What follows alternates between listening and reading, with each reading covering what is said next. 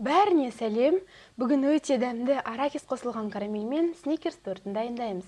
Видеоны соңына дейін қарап, лайк басып, каналға тіркелуді ұмытпаңыз. Торттың толық рецептісі видеоның астында көрсетілген. Бисквиті үшін алдымен бір ыдысқа електен өткен ұн, какао, тұз, разрыхлительді салып, біркелкі болғанша араластырамыз.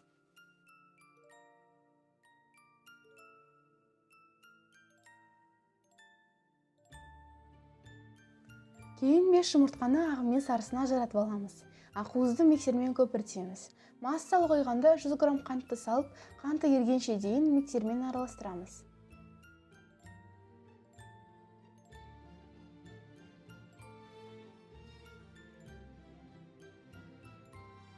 Бес сарыуызға қалған 75 грамм қантты салып, қанты еріп әппақ масса болғанша миксерлейміз.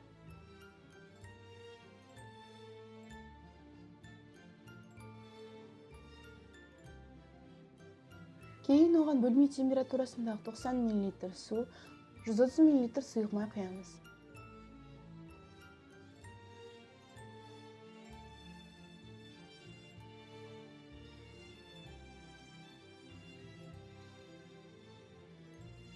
Одан кейін құрғақ қоспаларымызды саламыз.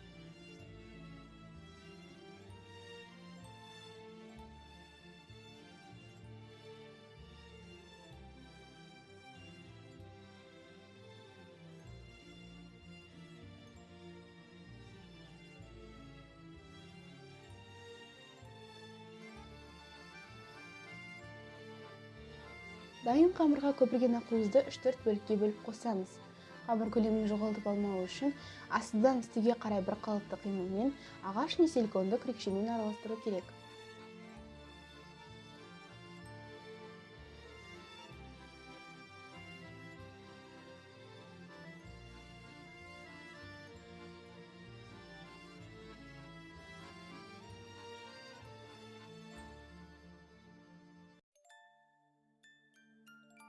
Қамырымыз осындай консистенцияда болуы керек. Қамырды 22-24 диаметрлі формаға құйып, 180 градуста қыздырылған пеште 45-50 минут пісіреміз.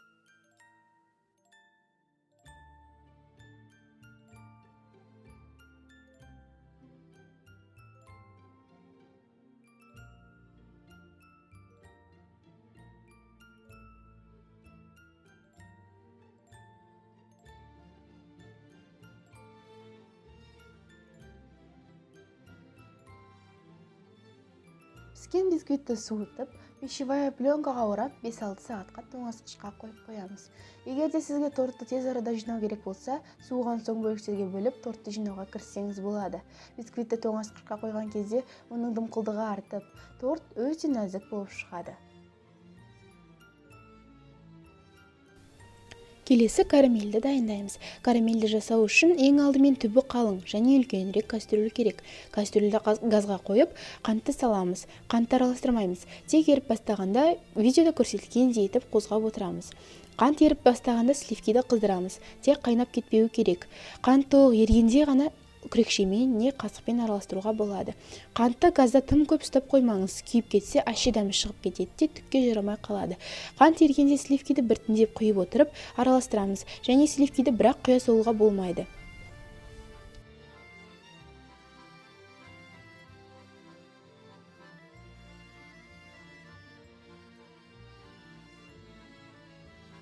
Сливкиді құйып араластырып болған соң сары майды саламыз. Май еріп болып карамель қайнағанда газды өшіреміз.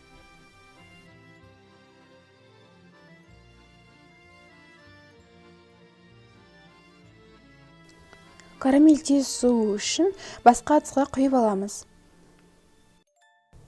Кейін үгітілген арахисті салып, суыған соң мұздатқышқа қатқанға дейін қойып қоямыз.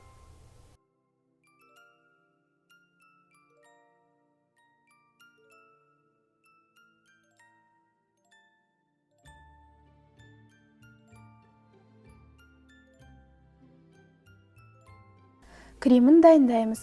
Сливкиді қылған ыдысымыз және миксердің венчигі таза құрғақ болу керек.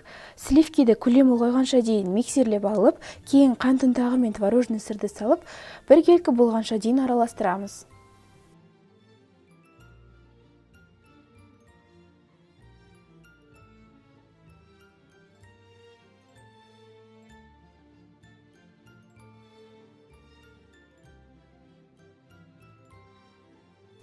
Кремі дайын, осындай консистенцияда болуы керек.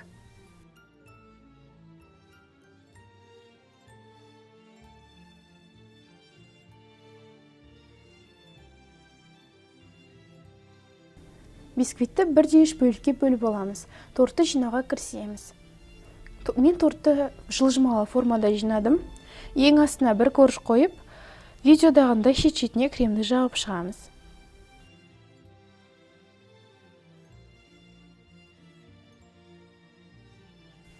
Ортасына мұздатқыштан шыққан карамельді саламыз.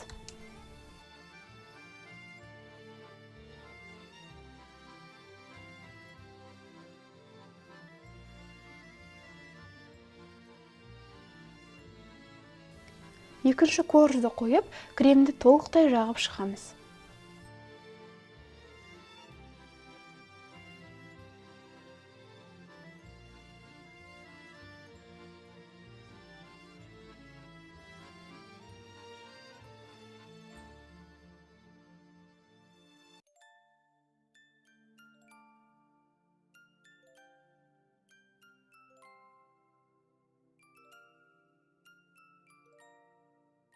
Үшінші коржды қойып, тортты формадан босатамыз.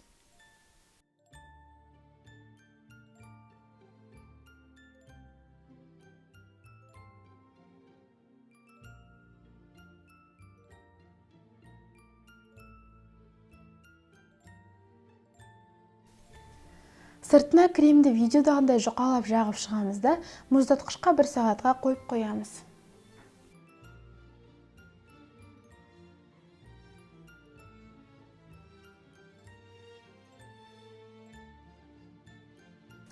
Торттың сыртын әрлеуге Ferrero Rocher ганашын дайындаймыз.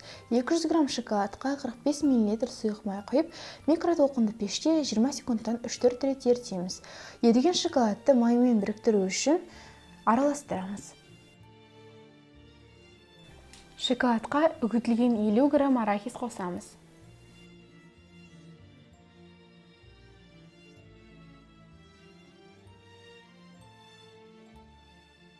Шоколад қатып қалмай тұрғанда, жылы кезінде торттың сыртына тездетіп жағып шығамыз.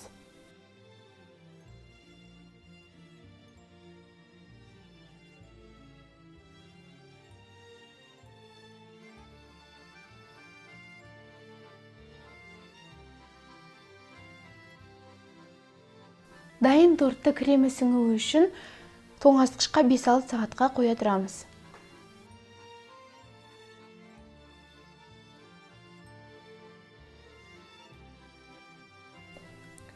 Тортты өз қалауларыңыз бойынша әрлейсіздер, мен өте асығыс уақытта қолда бар заттармен әрледім.